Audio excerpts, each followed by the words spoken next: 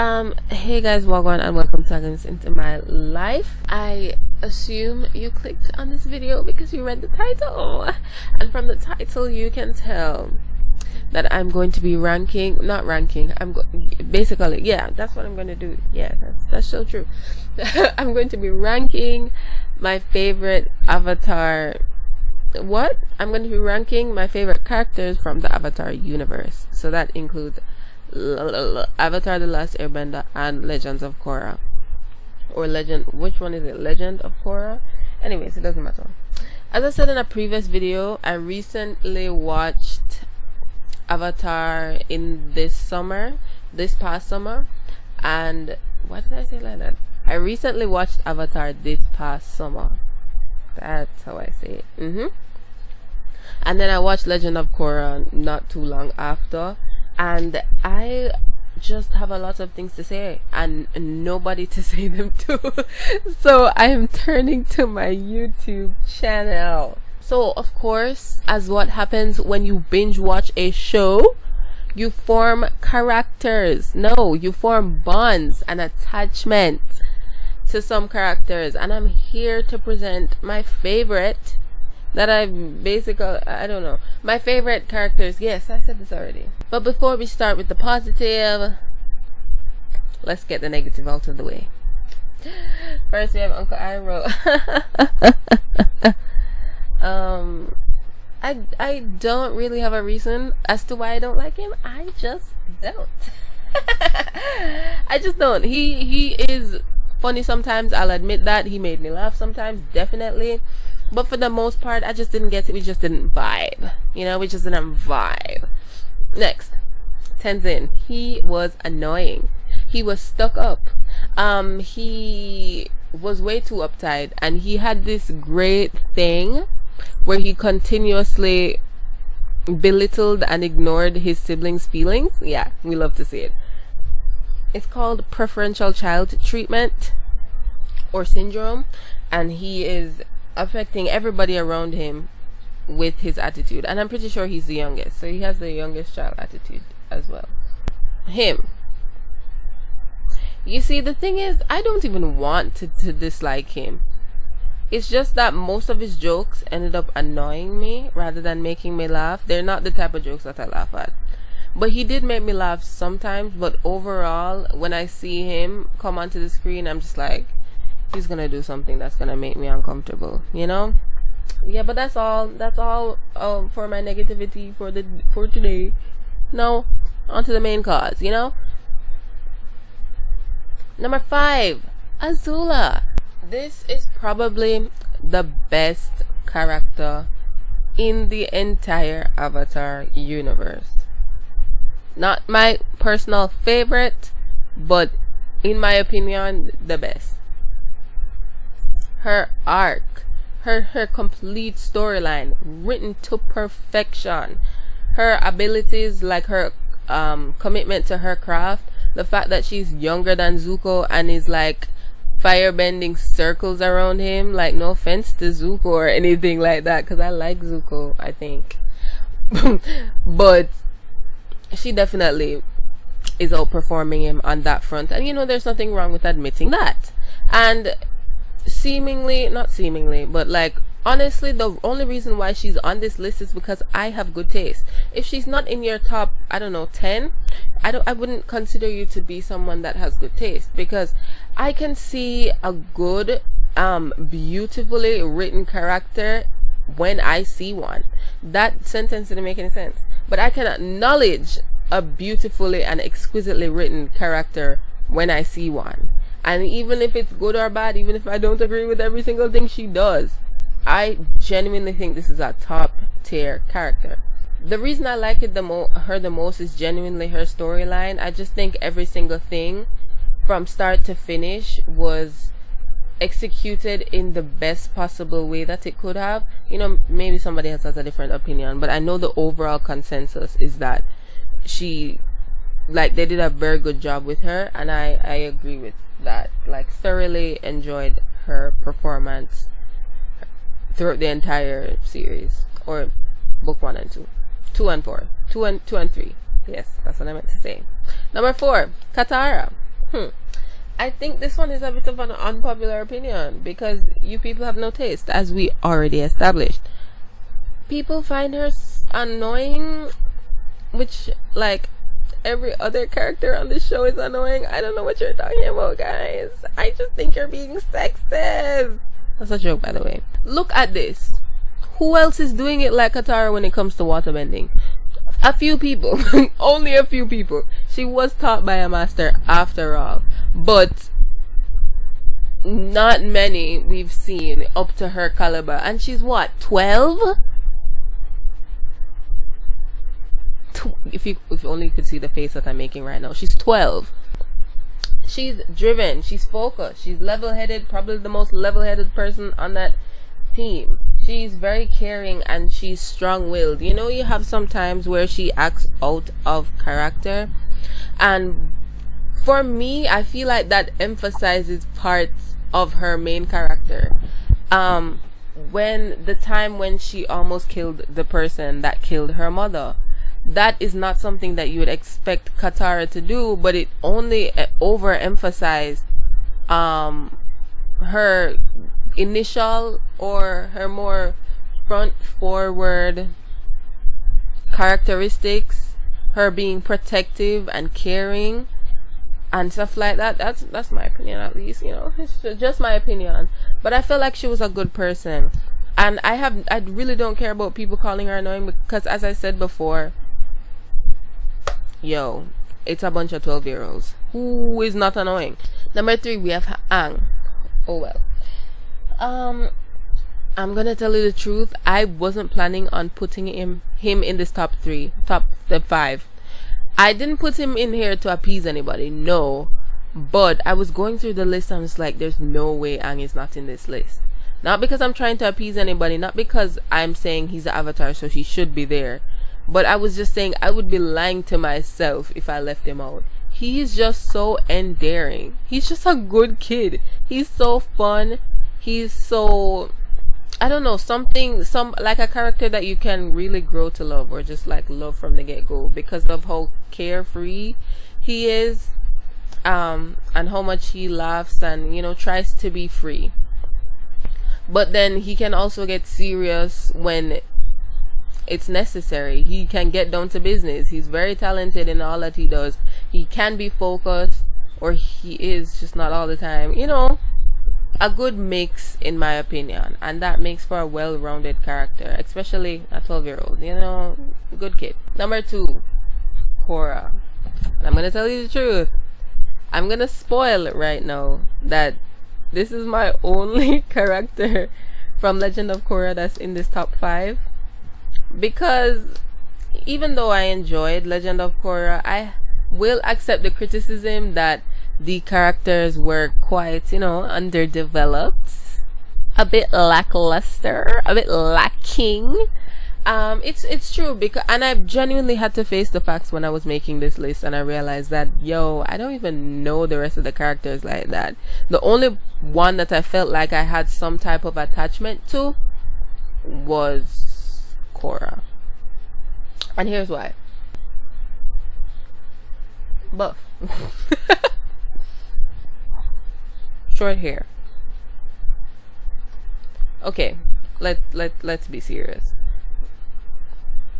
She's driven, something that I've mentioned quite a few times. It's obviously a characteristic that I like.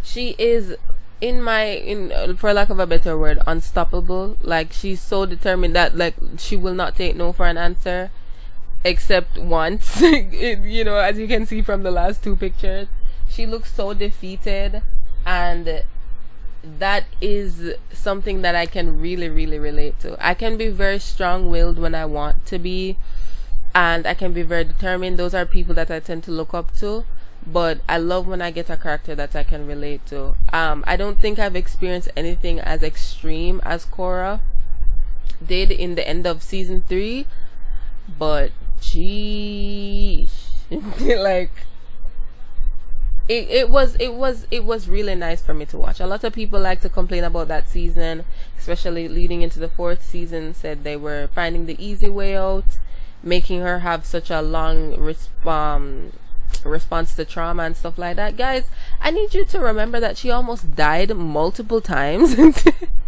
And she was walking around with poison in her body for 3 years.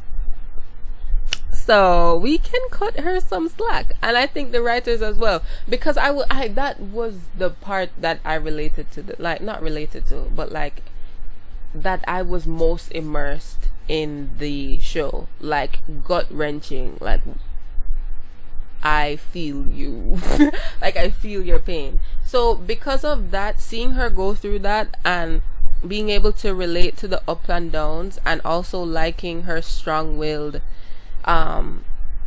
just unapologetically Cora personality, you know, take the negatives with the unapologetic part, it made me really like her as a character. And yeah, drum roll please. The honorable mentions. I'm delaying. I'm doing everything to delay number one, even though I'm very, very, very firm in my number one choice. I chose that very early on. But yeah, Yue. You know, I was actually contemplating between Yue and Azula for 5th, and I came down to the fact that there just wasn't enough Yue in the show for me to put her there. And plus Azula is so beautifully written, I couldn't neglect it, or ignore it, that's a better word. She is the minor character that died, that I think I've been connected to the most, not just in Avatar, not just in the Avatar universe, like out of every single minor character that has died in any piece of art I've ever consumed. Media, well, that's media. Books, television, movies, poems, any minor character ever that I've ever come across, she's the one that I've felt the death for the most. So obviously I don't think she should have sacrificed herself for the sake of the stupid world. But it's fine. So yes, I would have ignored Azula's beautifully written storyline, and deciding that I can ignore perfection if only I got 1 or 2 more episodes with Yue. Anyways, on to Suki. She's one of the characters that I have no real reason to like as much as I do. I just thought she was badass. Let's move on. Appa. The most dependable one, like, animal ever. Like, hello? Here's the thing about him. I like Momo too. Don't put any disrespect on Momo or Pabu or the next one, I forgot her name, Naga. But Appa just did the most damage not to the protagonist, but to the antagonist. Like he showed up when he needed to. And even though I felt like when they had those set of episodes where Appa was stolen, and I really got to see the impact of Appa on their team, or like his importance when he was taken away, like I really got to see just how much of a necessary person he is to their group, and that made me respect him even more as a character, you know. So anyways, drum roll please, and this one is real this time. Toph! Yes, we have Miss Toph. First reason, I don't want anybody to forget that she literally invented metal bending on the spot at age 12. I will never let anybody forget this. My favorite character invented metal bending at age 12. What has yours done? What has yours done? End of discussion. So speak to her very, very nice. Speak to her very, very nice. because you don't stand. I'm getting way too passionate, but you can't you don't stand a chance next to her. I'm sorry. She had the best first impression, in my opinion. I remember watching that episode where she was introduced and just being in complete awe being in complete awe of this tiny statured girl just destroying everything. I was so impressed. The only person that I feel had another strong impression on me was Katara. Yeah, but Toph was definitely number one, absolutely up there. And I'm gonna say it. She just does what needs to be done. I there's like no real character traits that I'm here just like she's so inspiring, she's so driven. I just think she's cool, So that's it. That's my top 5. I took way too long talking about this than I needed to, but I'm just pretty. What's the word? What is the word?